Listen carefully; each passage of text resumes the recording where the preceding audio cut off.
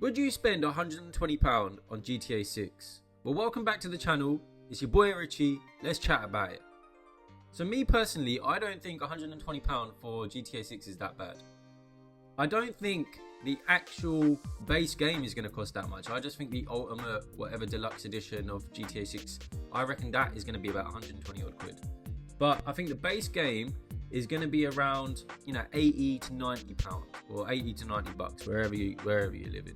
I don't think it's going to cost that much. The reason being is that if they did the base game at like 120 pound, it would cause all other games to just skyrocket through the roof, because you think nobody else is releasing a game right now because they don't want to get in the way of sales for GTA 6, because then they knew that they would lose sales themselves. So they're waiting for GTA 6 to come out, and then after that, they're going to release their games. They don't want to be standing on toes between each other in the industry. Plus, because they'd lose sales. You know what I mean? Because we can be spending all this time and all this money on GTA 6.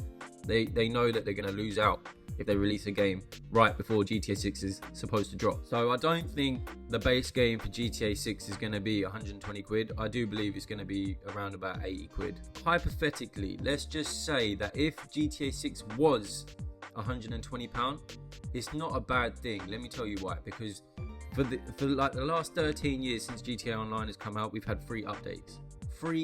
Some of them have been absolutely amazing, right? And some of them have been trash.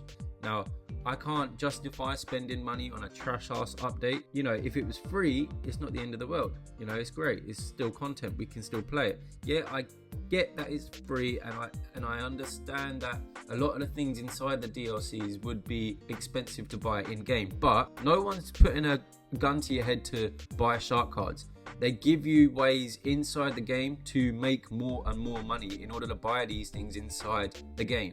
So like the cars, yes, they're millions and millions of pounds, but they give you different ways in order to buy these things. You got the MC clubhouses, you got the casinos, you got the heists, you got the freak shop. You got loads of different ways of earning money in GTA. It's so easy now, so it doesn't really matter how much they charge for cars and stuff in the game. And it's going to be the same for GTA 6. They're going to give you free updates. We know that because this is just Rockstar's way of earning money. It makes sense because they can't charge more money for DLCs because no one's really going to be able to afford to keep buying them over and over and over again. But they give you the choice in buying shark cards for in-game purchases. Now that is entirely up to you. That is down to your own discretion. Me personally, I have never ever bought a shark card because I just back in the day, I like to grind the game. Obviously, I like to grind the heists. Nowadays, it's not worth it for me anymore because I've been playing this game for 13 years. And GTA 5 is slowly dying out. It's boring to me now, but I'm waiting for the next thing. I've gone back to playing Red Dead 2 again, and I play a lot of open world games, like even city building games, so City Skylines. I like to play City Skylines as well. I've gone back to playing other games now because I've lost interest for GTA 5 now, and it's just not what I remember it being like back in the day. So if you was only gonna purchase this game once in the whole lifespan up until the next GTA, which I don't know, GTA 7 for example, 120 quid for a base game is not that bad, but we know it's not going to be that much. But I'm just saying, if it was, it's not going to be that bad. Let's not forget that they are spending nearly £3 billion now on this game, right? They need to recuperate that money. Now, yes, they made a killing with GTA 5 over the years, with normal sales, with shark cards. They've made an absolute killing on it.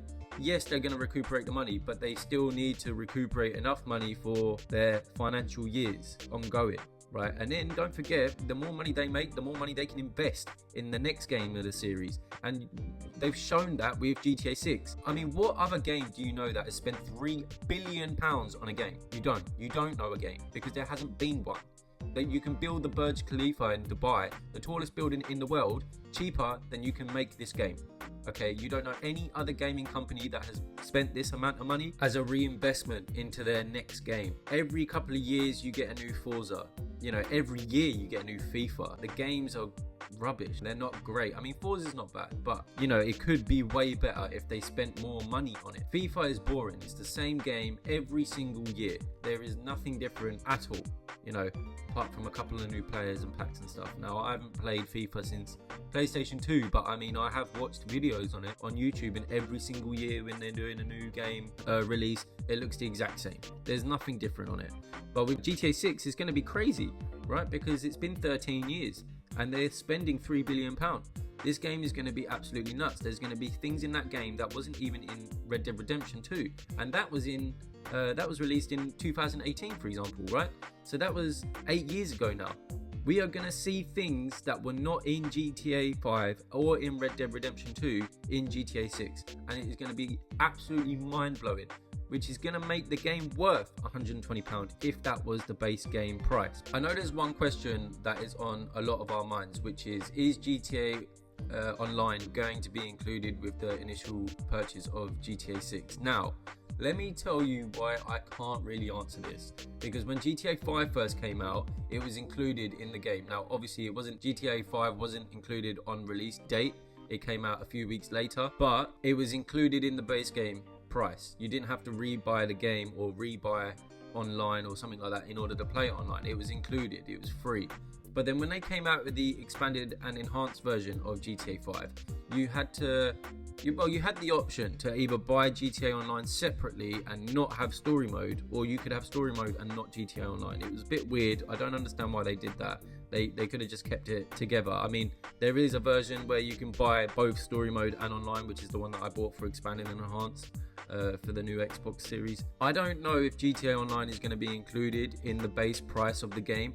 Now, if the base price of the game is £120, I would surely hope and believe that GTA Online is going to be included. Now, if they did this further down the line, say in about 8 years time, where they wanted to charge for GTA Online, okay, fine, because by that time everyone's already paid for story mode, and if you only want to play online, that's fine. You don't need both parts installed on your Xbox or your PlayStation or your PC in order to play just one side. If you're not going to ever play story mode again and you're only ever going to play online, then so be it. If you don't play online and you're just a story mode guy, then that's fine as well, because I mean, for example, I only play Red Dead story mode. I don't play online. I think it's rubbish. But if you're not going to play GTA 6 online and you only want to play the story mode because you can't get the hang of online, then that's perfectly fine.